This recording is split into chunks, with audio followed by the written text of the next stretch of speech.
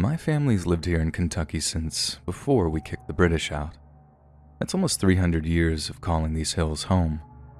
We haven't always had it easy, but we're darn proud of our heritage, and although we keep our fair share of tradition, a lot's changed over the years. To me, the biggest change is what we do for a living.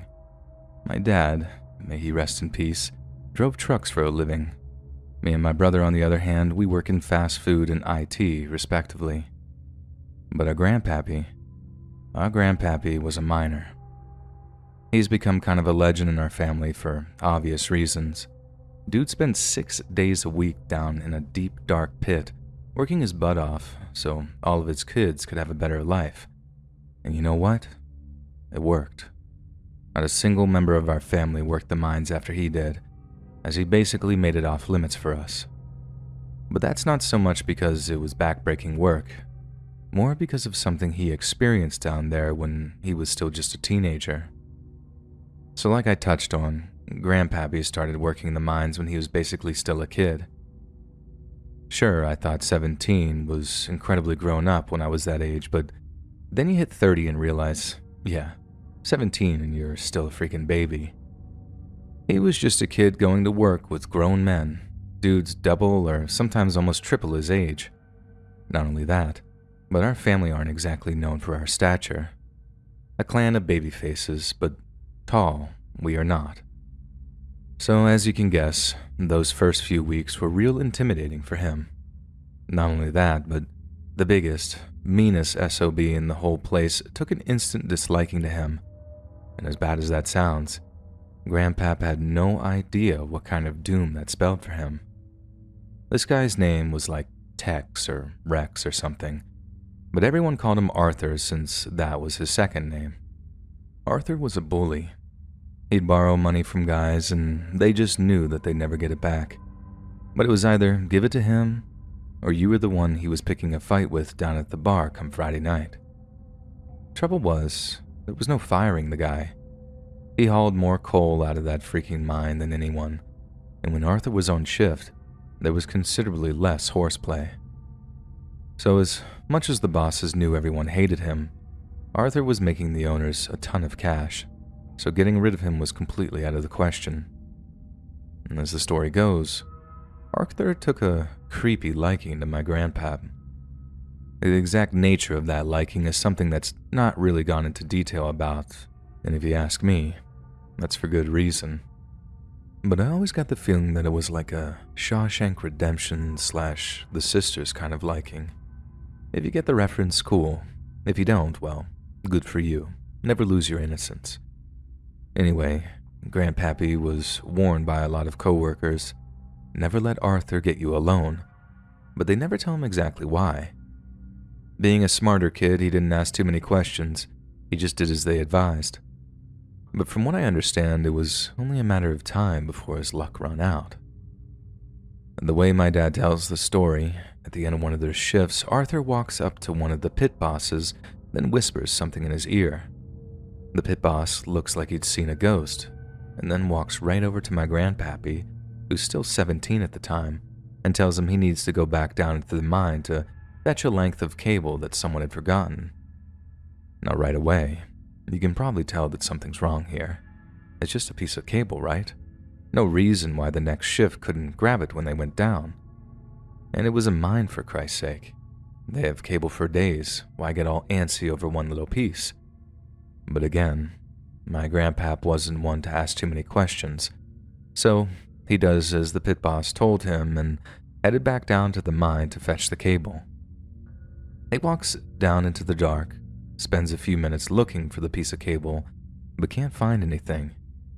Then right as he's about to turn back to tell his pit boss that he can't find the cable, his way is blocked by, you guessed it, Arthur. Arthur tells him not to move and not to scream. If he did, he was going to have an accident, quote unquote. My grandpap knew better than to try and fight Arthur, and he also knew better than to scream loud underground. Besides, Arthur had this absolutely terrifying presence, and almost everything he said had the undertone of, "Do it or I'll snap your neck." My grandpa must have been shaking like a leaf as he slowly approached, and I imagine he felt sick to his stomach as Arthur told him to close his eyes. He did, and I'm guessing he didn't know what was coming, only that it was going to be bad. He waited and waited, just hoping whatever it was going to be over quick. But nothing happened. Then, he opens his eyes, and Arthur is gone. I'm guessing he breathed this huge sigh of relief, thinking whatever just happened was part of some nasty prank. Grandpappy knew that Arthur liked to scare people, so maybe he'd just gotten his fear fix, then sneaked back up to the surface to yuck it up with the rest of the crew. He was pretty livid as he walked back up to the surface, thinking he'd just had a prank pulled on him. But when he gets there, he hears the last question he expected to. "Hey, Watson, where's Arthur?" Obviously, Grandpappy had no idea and tells the guy he figured Arthur had walked out of the mine. And that's when he realizes no one had seen Arthur re-emerge. They'd seen him walk down after my grandpa, alright, and they knew better than to say anything or to try and stop him. The thing is, they never saw him come back out. My grandpa was the last one to see him down there. When they're asking him, like, "Where's Arthur?" and my grandpappy is saying he didn't know, they all start laughing like, "Haha, kid, but seriously, where is he?" But Grandpa has to tell them that he doesn't know, that Arthur just basically disappeared. When folks realized that, a gang of miners went right back down into the mine to look for Arthur, all the while my grandpa was interrogated on where Arthur went. It seemed unbelievable that my grandpa would be able to defend himself against Arthur, so it was no surprise that no blood or body was found down there. But the fact that he just seemed to have totally disappeared had people more than just scratching their heads. People quickly went from head scratching to straight up terrified since, like I said, Arthur had basically disappeared. He didn't have any family, so there's no one to keep up a stink about it. Only folks that really cared here were the mine's management, who wanted to prevent more stuff like that happening, and then the cops. Cops showed up, questioned my grandpa, but all he could tell them was the same thing he told everyone else. 1 second, Arthur was there. The next second, he was gone. They asked him if there was a bang, a fall, a scream, anything that might give them a clue as to what happened, but my grandpa just repeated, "There 1 second, gone the next." The way my dad explains it, Grandpa was scared he was going to be arrested for murder or something, so he didn't much care what had actually happened to Arthur, only that he proved he had nothing to do with it. It wasn't until much later that he really started to wonder. It started with one of the other miners telling him something like, "Hey, good job with Arthur. Guy was always a bully. But what is it you did exactly?" All Grandpappy could do was repeat the line about him not having touched the guy, but no one in that camp was ever satisfied by that answer. Then there were the old-timers who told him that the knockers took Arthur. The knockers are supposed to be these weird little monsters who live in the mines. Some of the older generation used to believe in them like the gospel, but it can't be anything more than a myth. The legend says that the knockers were mostly just mischievous, stealing miners' gear if they put stuff down and turned their back. That's obviously just a cover for miners with sticky fingers, like, "It wasn't me that stole your lamp oil, it was the knockers." But the legend also says that they would help lost or trapped miners by guiding them to the surface.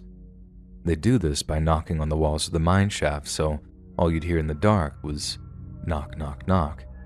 And if you had the balls to follow the sound, you'd be saved.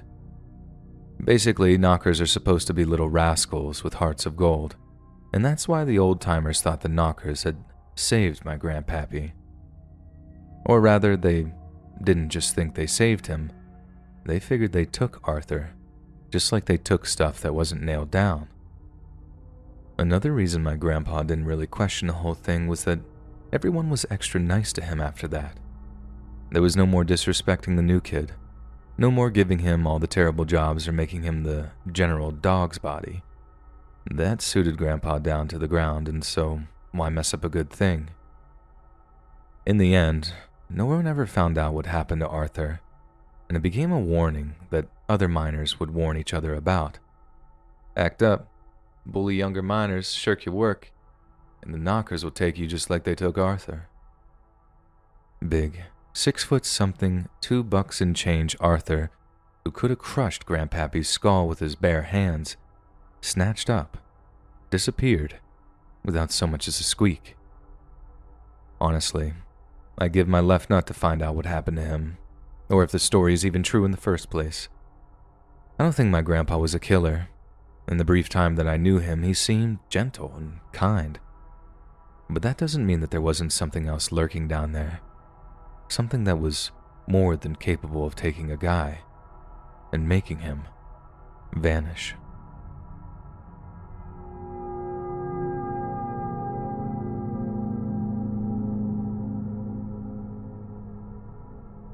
I've been into caving for quite some time now, but not in the way you might think.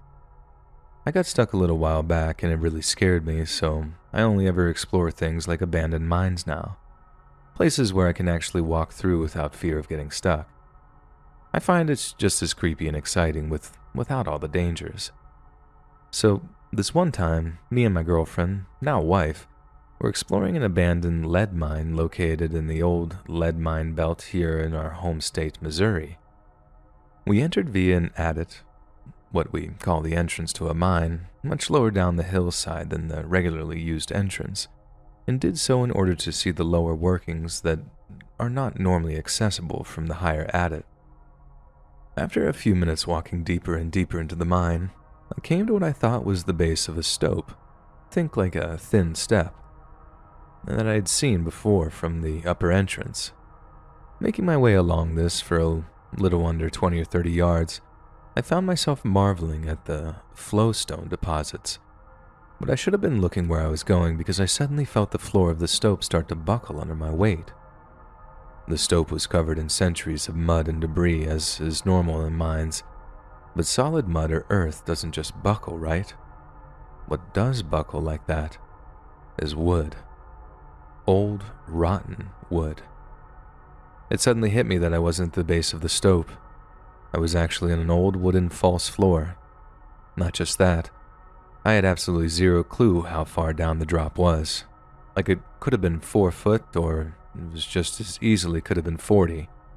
Either way, I got this quivery, sick feeling all over me that screamed, I'm about to die, or at least get extremely hurt. It took everything I had in me to keep calm and gently retrace my steps back up the stope. I felt like I was on a frozen lake and all the ice around me was slowly cracking, and it's just a matter of time before I fall and everything goes black. Looking back, it's hard to get my head around the fact that all that stood between me and the great beyond was a bunch of 100-plus-year-old half-rotten wood, and how or why I didn't just crumble into splinters under my weight, I'll never know. All I know is that when I suddenly felt solid rock underneath me again, it was like all the birthdays I've ever had combined. It was being high on life, pure relief, like nothing I've ever felt before or since. After that, me and my wife backed away from the stope and back up towards the surface. I was still shaking when we walked back out into the daylight, so scared I could barely get the words out to tell her what had happened. She was pretty freaked out too, asking me like, what happened? What did you see? And when I could finally tell her, she just brought me in for this big hug because she knew exactly what I must have been feeling. I already knew I wanted to marry her, but that little incident just confirmed it. The fact that she was there for me after the scariest moment of my life. Anyway, I hope I managed to paint a picture of how terrifying that day was for me. But even if this story sucked, and me and Emma, my wife, are so grateful for all your hard work, Let's Read. We are and always will be proud members of the Buttersock cult.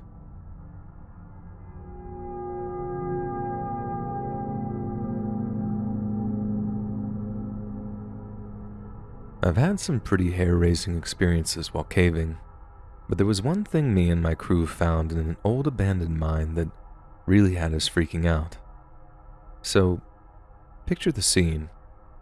We're just about ready to leave this one place near Nuttleburg Mines down in West Virginia when my buddy finds this one crawl tunnel that we hadn't explored yet. He's like my total mini-me, so like a whole 1.5 feet shorter. We usually just give him a good ribbing for it, but good God if he can't reach places we can't during caving adventures. He crawls through with his phone in hand, ready to take pictures of anything cool he sees when we suddenly hear, "Oh my God, bro." We're all like, "What? What is it, dude?" But he carries on. "What in the actual F? Who would..." And we're going crazy, asking him, "Dude, what are you seeing? Take a picture." Barely able to contain our excitement. But he calls back, "I don't think y'all want to see this." We thought he was hyping it up, so naturally we did want to see what he was talking about. We see some flashes of him taking pictures, then he crawls back to us like, "We need to get out of here. Like right now." We're basically demanding he show us the pictures, and he's totally refusing until we're safely out of the mine. Then we're out, and he still refuses, looking over his shoulder like, let's go, we gotta move." Only when we're at a safe distance away and kind of near the car does he actually get his phone out to show us what he'd seen. And yep, he was right. In fact, I don't think we ever should have gone near that place in the first place. The first thing he shows us was this, and I'll do my best to describe it, but forgive me if it sounds totally nuts. Pictures of a bunch of crow's wings arranged like a star. Maybe 8 or 9 of them arranged in a circle and tied or glued together somehow. Then in the middle was an eye, maybe a sheep or a goat's eye, and it looked like it had been embalmed somehow. Like it was all glassy, shiny, and kind of yellow from age, but it had obviously been preserved somehow. It looked like a talisman or something. But what came next was even worse. Someone had caught and killed a bunch of small animals. Mice, frogs, fish, small birds, all kinds of things. Then they'd skin them, debone them, and embalm them somehow, all before either tying or gluing them back together in ways that were far from random. I remember seeing a dried fish head that had been stuck to the body of a rat or mouse, and whoever was crazy enough to do that had stuck on frog's legs near the mouse's tail.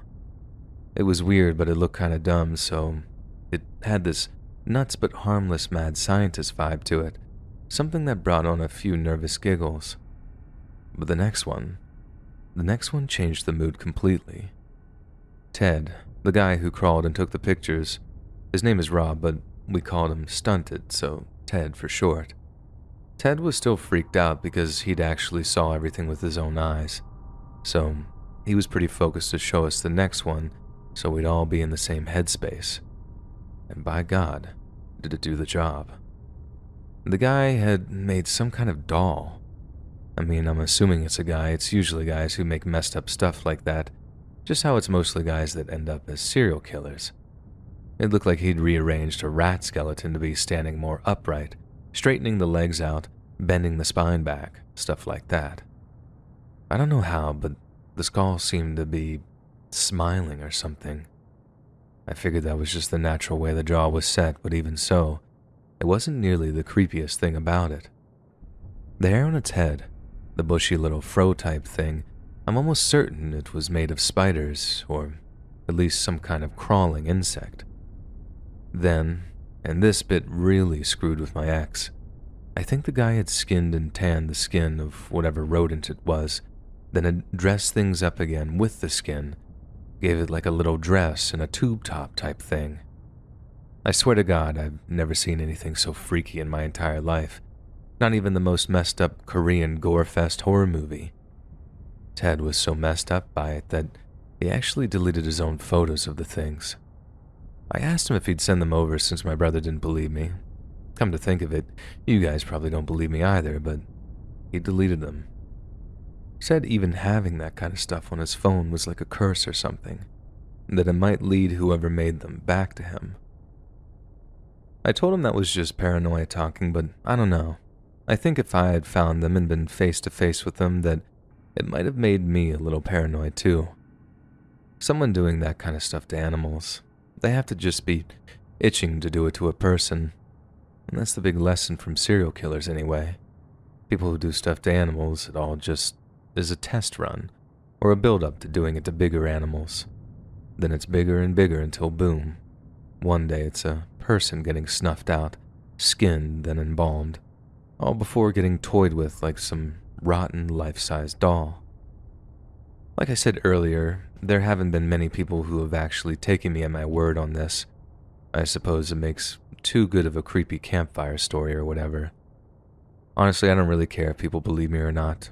I have nothing to prove, and I'm not insecure enough to feel the need to prove it. Besides, I'm always satisfied with getting the listener to promise that they'll never go near abandoned mines in West Virginia or anywhere else for that matter. Because I can promise you, there's way worse stuff than coal dust and pitfalls out there. Stuff that I'm not even sure the smartest psychologists could ever explain.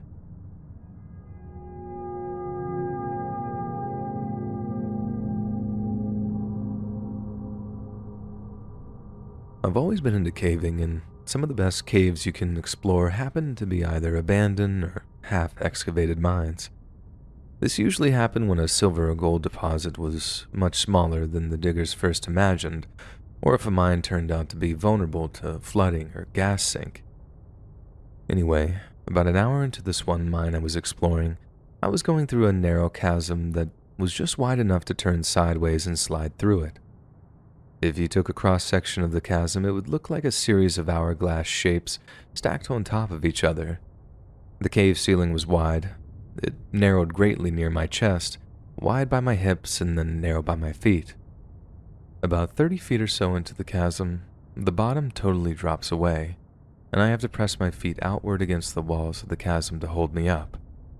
All the while I'm still turned sideways, sliding through the upper narrow portion. I can't really see my feet or what I'm pressing against to hold me up, so I kind of just am feeling my way forward. Eventually, one of my feet slips, immediately followed by the other, and I drop down a few inches, catching myself on my wrists and elbows along with the bottom of my rib cage on the skinny part of the hourglass. The position won't give me enough leverage with my arms to pull myself up, so I'm feeling around with my feet for something to stand on. I'm concerned, but not freaking out, but I'm also not able to find something to stand on. Eventually, my arms start getting tired and I start sliding deeper into the skinny part of the hourglass. As I slide lower, I realize that each time I exhale, I drop down an inch or so, and the skinny part of the hourglass is starting to prevent me from fully inhaling. That realization that I can't breathe really triggered a bit of panic, and I start frantically kicking, looking for something to stand on, which just causes me to slide deeper. I'm starting to freak out by this point, and I'm stuck taking half breaths, and I'm thinking I'm either going to get stuck and suffocate, or possibly even worse, I'm going to pass out and drop down into the chasm that I can't see the bottom of. I don't know why it dawned on me, but I put one foot against one wall and the other foot against the opposite side and just pressed as hard as I could to give myself leverage to push myself up and catch my breath. I ended up just using my feet against the wall method to scoot my way forward until I got to where the floor came back up and I could stand and rest. Only then did I actually have room enough to maneuver to get out of there, and the whole thing put me off caving for a long time afterward.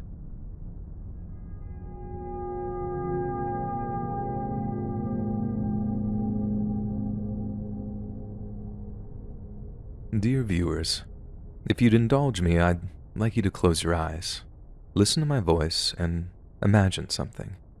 You are crouched in a dark, dank space, barely the height of a large U-Haul moving truck. The air is hot and stale in your lungs.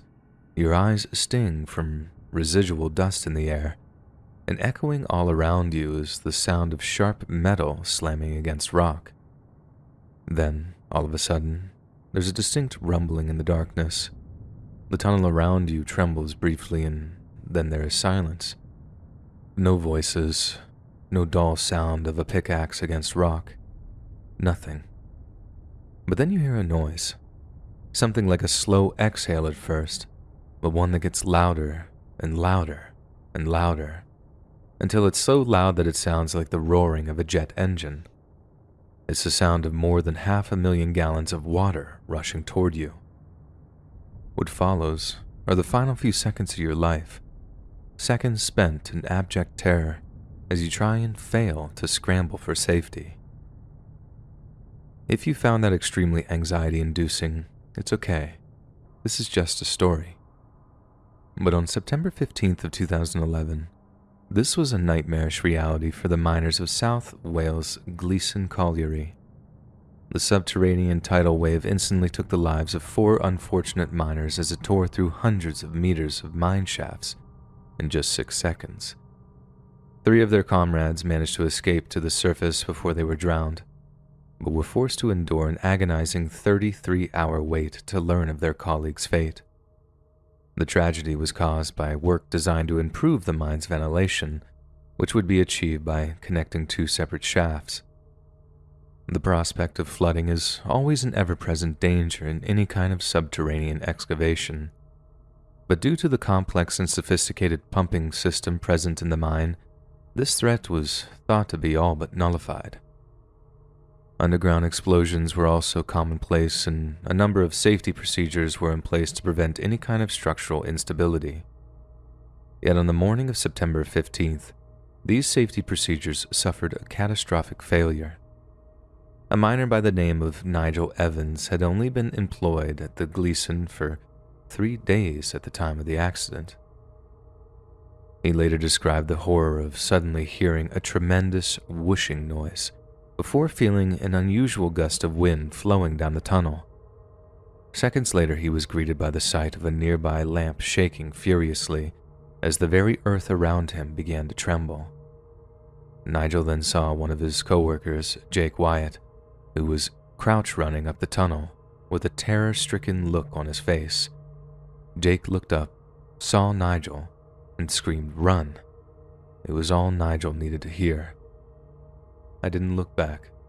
I just ran out of the main drift as fast as I could go," he later said. As the 2 men ran, Jake began to slow down. By his own admission, he was well past his prime, and the lack of proper oxygen in the mining tunnel made this situation even worse. In the end, Jake was on the verge of passing out, and as he slowed to a crawl, Nigel begged him to keep going. "I kept trying to drag him with me, but he was so exhausted he couldn't speak a word," Nigel stated. "That's when I saw the water rushing up behind him. I've never felt such fear, and I was convinced we were both going to die." The water rushed towards both men, roaring and frothing as it came, but stopped just short of the exhausted Jake. It was nothing short of a miracle. Jake had collapsed just above the waterline. They were saved. The survivors crawled through mud and sludge before they finally saw the light of day. Nigel believed that since he and Jake had gotten out alive, that others might have been lucky enough to escape too. Yet as they reached the waiting paramedics on the surface, Jake's response was like a gut punch of pessimism. "They're gone," he said. "There's no hope for the others." The others he was referring to were 62-year-old Charles Breslin, 50-year-old David Powell, 39-year-old Gary Jenkins, and 39-year-old Philip Hill. And despite the fact that the search and rescue team scoured the 100-year-old mine for 24 hours, no signs of life were ever found. In a heart-wrenching twist, the families of the missing men asked the rescue teams to call off the search. They were all too aware of how dangerous such efforts could be, and were all too aware of the danger their loved ones operated under. To them, the only thing worse than losing their relatives was the prospect of more lives being lost in the recovery efforts. They knew their loved ones were dead, and as one family member phrased it, waiting for the inevitable news was almost unendurable. Mavis Breslin, the wife of one of the lost souls, later said that it was a stressful and never-ending waiting, hoping and hoping that we'd hear something. The tension building up, too, was awful. Specially trained divers were then sent in to see if they could recover any of the bodies, but they were forced back due to silt and debris, which made the water far too murky to navigate in. Rescue teams then had the idea to suck out the floodwater using huge pumping systems while simultaneously pumping oxygen into the tunnel system on the off chance that there were any survivors. Gary Jenkins' teenage son Alex later said that, "I didn't sleep for 2 days and the rest of the family were in constant tears. The one or two who had hope were in tears themselves."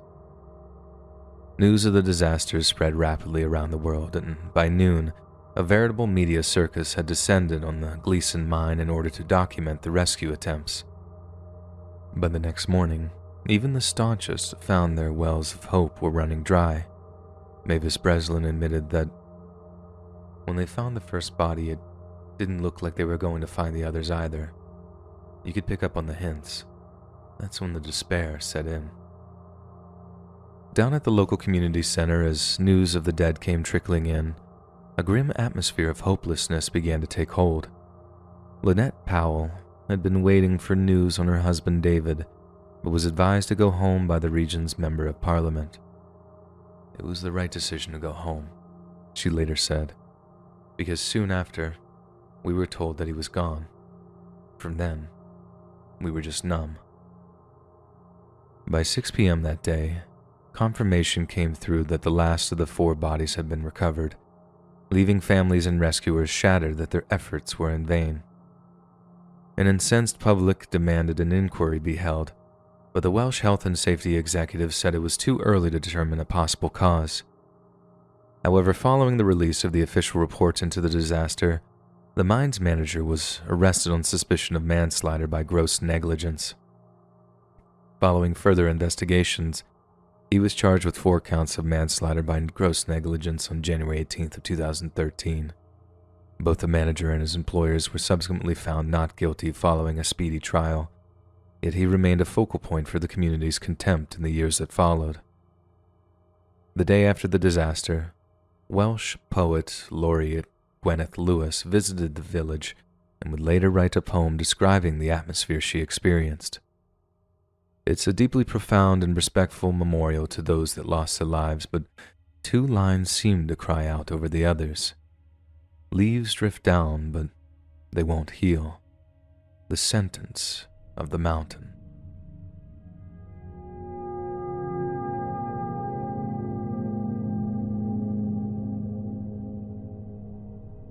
At the bottom of the western slope of Wales's Taff Valley lies the small village of Aberfan. When Aberfan's coal mine was just dug in 1869, the village consisted of just 2 cottages and a tavern. Yet within just a few generations, the coal industry saw the village's population explode to almost 5,000 people. The first spoil waste from the mine was deposited on the valley's lower slopes just east of the canal, but during the early 20th century, the first spoil tip was started above the canal line on the western slopes of the village. For those that don't know, spoil is the term used to refer to waste material removed during the mining process. These waste materials are typically composed of shale, carboniferous sandstone, and other residues, and take the form of huge black mounds that plunge everything under them in shadow. By 1966, there were 7 spoil heaps surrounding Aberfan village, 5 of which towered above the village itself. The one in usage during that time was known as Tip 7, and unlike the others, it contained a great deal of what was called tailings. Tailings are another type of waste product, only unlike spoil, tailings consisted of fine particles of coal and ash which took on properties similar to quicksand when it became wet. Combine this with the fact that Aberfan receives an average of 60 inches of rain a year, and we start to understand what a delicate, precarious situation began to develop. Between the years 1952 and 1965, there were 11 incidents of severe flooding in the Aberfan area. Residents often complained that the floodwater left a greasy black residue when it receded, which suggested that some of the spoil heaps were becoming increasingly unstable. The local council promised a safety review and urged the owners of the coal mine to consider leveling or relocating some of the taller spoil heaps. The owners promised they'd look into the issue, but behind closed doors, profit was placed above people. To them, it made no economic sense to deal with the spoil heaps, as any kind of concerted effort would cut deep into their earnings. Instead of instant and urgent action, the coal company opted for excuses and delays. To them, anything that affected their bottom line was off the table. The British coal industry was under a lot of strain at the time, and according to them, a dip in productivity might mean the end of Aberfan itself. Yet little did they know, disaster was already looming. October of 1966 saw 6.5 inches of rainfall in Aberfan in just a few days. Then, on the morning of October 21st, workers at the Aberfan coal mine noticed that Tip 7 had started to shift. A few hours later, the rails on which the spoil was transported to the top of the tip collapsed. Workers reported this to the tip supervisor, but instead of taking urgently needed action, the supervisor simply canceled the remaining day's work and declared they'd wait until the following week to decide on a new place to tip the soil. Miners protested, but management dismissed their concerns, and with that, Aberfan's fate was sealed. Just a few hours later, at 9:15 in the morning, a 30-foot-tall wave of spoil barreled down the hillside at almost 25 miles an hour. The village's occupants said it sounded like thunder or a low-flying jet, with one witness later stating that the previously solid spoil had transformed into a heavy liquid approximately twice the density of water. Others reported that as the wave of spoil crashed down on the hill, it resembled a dark, glistening wave, or a huge black tsunami that swallowed up all it passed over. The wave first crashed into 2 farmhouses that sat just at the base of the spoil heap, instantly killing its occupants. It then ruptured 2 water mains that were buried in an embankment, further saturating the spoil until its consistency resembled quicksand. When the avalanche stopped, so did the noise. One resident recalled that in that silence you couldn't hear a bird or a child, almost as if nature herself had been stunned into silence from the destruction she had wrought. After rupturing the water mains, the spoil wave crashed into Aberfan's Moy Road, home of the Pantglass Junior School. Pantglass served almost 250 of the community's children and was staffed by 5 teachers that day. The children had arrived just a few minutes before the spoil wave hit, and were actually due to finish early that day to make the beginning of the half-term holidays. If the spoil wave had crashed onto the school just a few hours before or after, they'd all have been fine, but that was not the case. Mud and water flowed wildly through broken windows, filling every room in the school with the near-liquid spoil. Exactly 109 children were either crushed or suffocated in a matter of seconds, with all 5 of the school's teachers losing their lives trying to protect them. The acting headmaster of a nearby secondary school was quoted as saying, "The girls' entrance was full of rubble and waste material. I climbed into the rubble in the doorway, and when I looked directly in front of me, I saw that the Moy Road houses were gone." When the tsunami of sludge finally came to a stop, and the shock of what happened had worn off, the residents of Aberfan village rushed to rescue. They began frantically digging through the rubble using nothing but gardening tools or their own bare hands. Horrified citizens made to the local fire and police departments, who rushed to the scene accompanied by gangs of local miners. Yet, when the miners arrived, they discovered to their horror that instead of helping the situation, the amateur diggers were actually making things worse. Without proper planning by qualified engineers, an ad hoc excavation might actually lead to further collapse of the building. The miners rushed to call off the initial dig, before recommencing in organized groups under the control of their pit managers.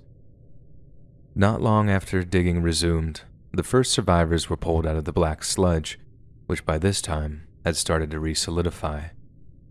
They were rushing to a nearby hospital, with the first survivors arriving just before 10 a.m. Within the hour, more than 20 children and 5 adults had been rushed to the local intensive care unit. Rescuers helped to find more, but their hopes were in vain. After 11 a.m., no other survivors were found, and as they dug, the rescuers began to piece together a horrifying picture of the seconds following the spoil slide.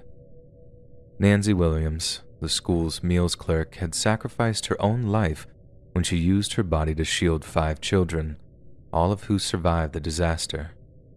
When her body was found, she was still clutching a pound note she had been collecting as lunch money. Rescuers then discovered that the deputy headmaster, a man named Di Benyon, had attempted to use a blackboard to shield himself and 5 children from the slurry pouring through the school. Unfortunately, he had been less successful than his female colleague, as he and his 34 pupils were found to have perished. In total, almost 150 Aberfan residents were killed by the spoil slide, and 116 of those were children between the ages of 7 and 10 years old. Given the extremely tragic and sudden nature of the disaster, BBC News led with the story for its 10:30 a.m. broadcast. The result was that thousands of volunteers traveled to Aberfan from all over Great Britain, some of which helped set up a makeshift mortuary in the village's small chapel. A team of volunteer doctors and coroners began identifying victims, as well as identifying the various cause of deaths. Most had succumbed to asphyxia, fractured skulls, multiple crush injuries, or a combination of all 3. As well as the dedicated medical staff, more than 400 embalmers volunteered to assist with the cleaning and dressing of the corpses, and a contingent that flew over from Northern Ireland removed the seats of their plane to help transport child-sized coffins. On October 27th, a mass funeral for 81 of the children took place. They were buried in a pair of 80-foot-long trenches, with attendees numbering the tens of thousands. Queen Elizabeth had initially neglected to visit the village, and despite seeming cold, this is common practice in order to avoid any kind of heightened hysteria.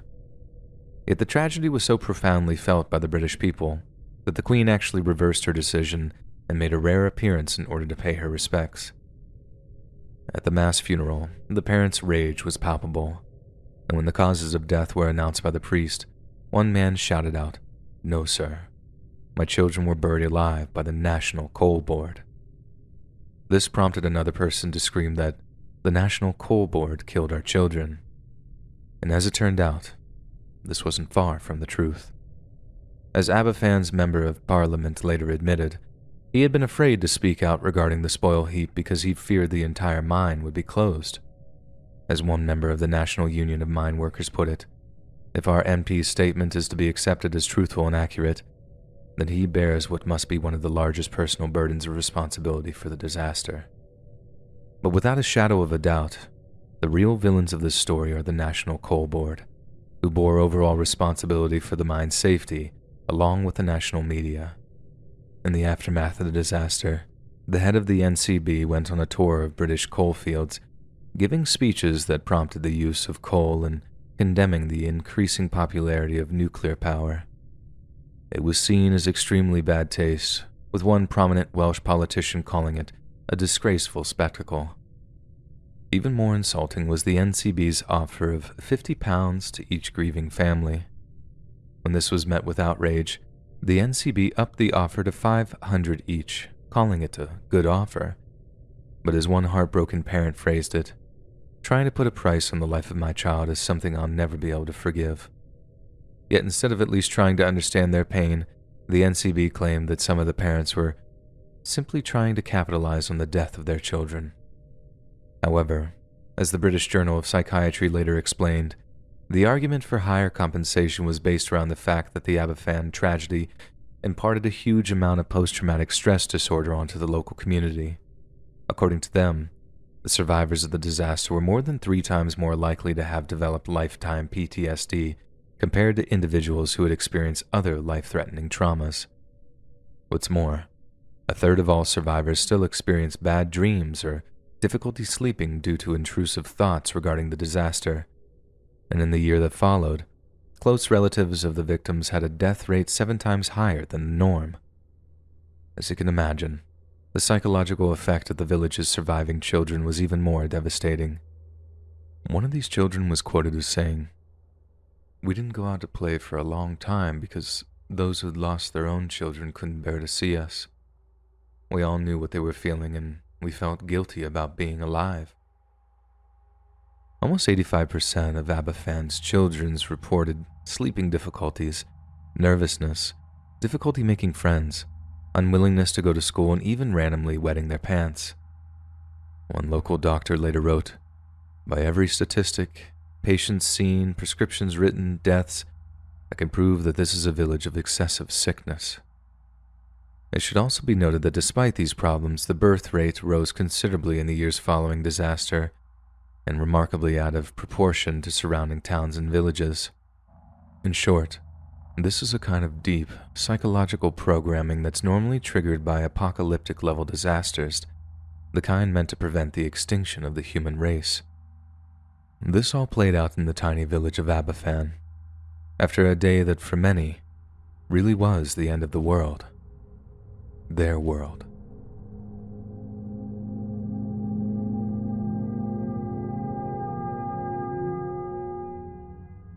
During the late 30s and 40s, the Canadian city of Yellowknife experienced its very own gold rush. The city grew from a small village into a fully fledged metropolis, all due to the presence of the coveted Orris Rock which lay beneath it.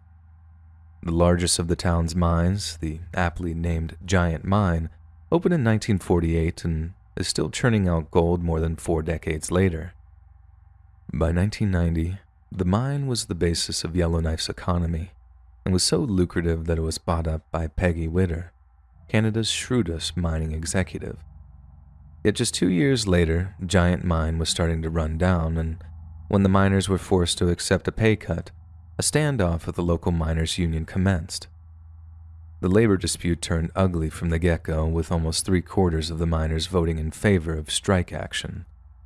Attitudes on both sides hardened, and the mine soon moved to replace its entire workforce. This kind of drastic action hadn't been taken since World War II, and a legal loophole meant strikebreakers could be employed in the Northwest Territories. These tactics undercut the strike and enraged union members, who hurled insults at replacement workers from the entrance gates and harassed them with air horns at night to keep the crews awake. However, this treatment only seemed to solidify the confrontational atmosphere, and the replacement workers dug their heels in. Soon after, the labor dispute became even more vicious.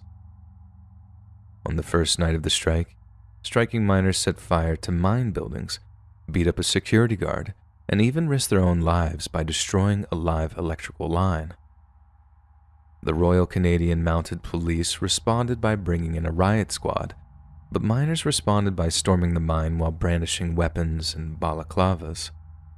The riot was only quelled when federal police fired warning shots, but to the striking miners, this was taken as a declaration of war.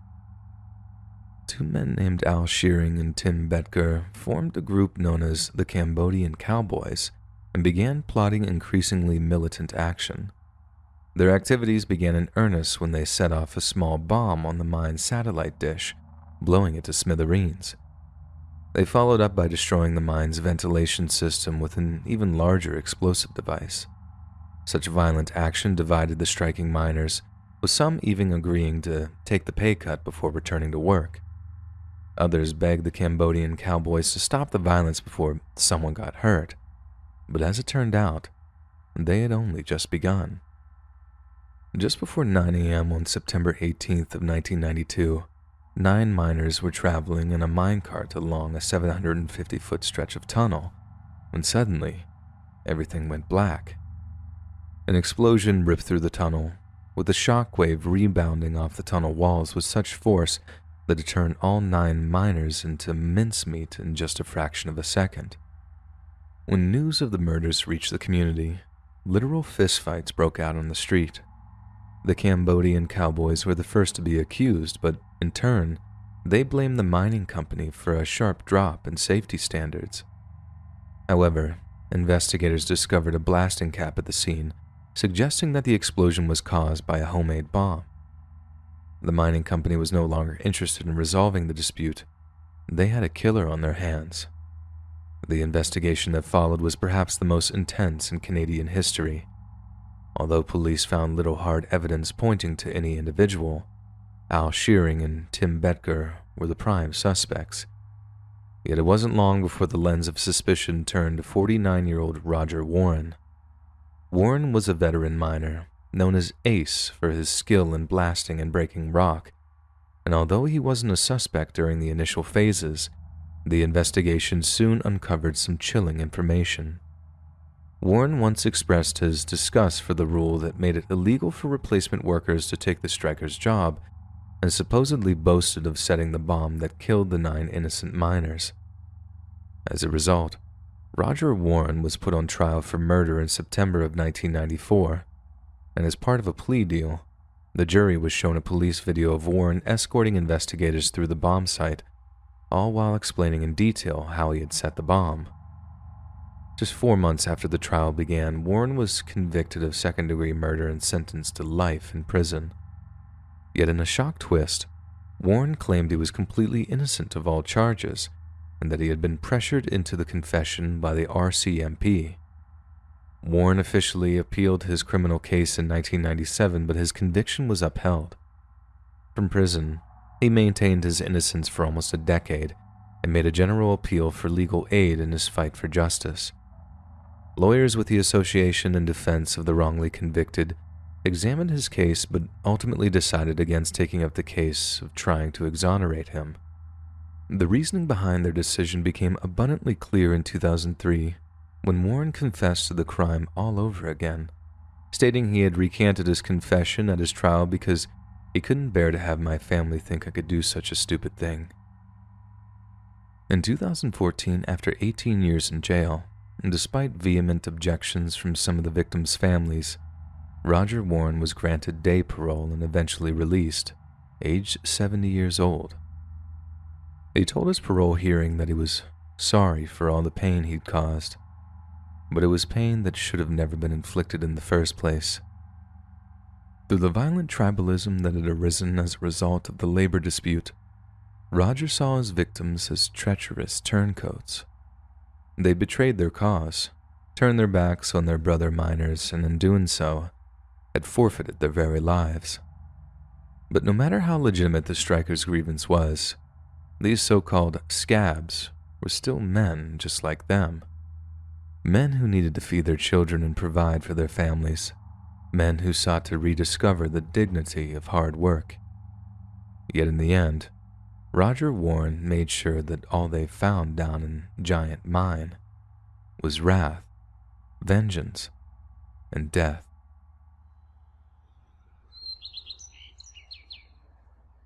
Hey friends, thanks for listening.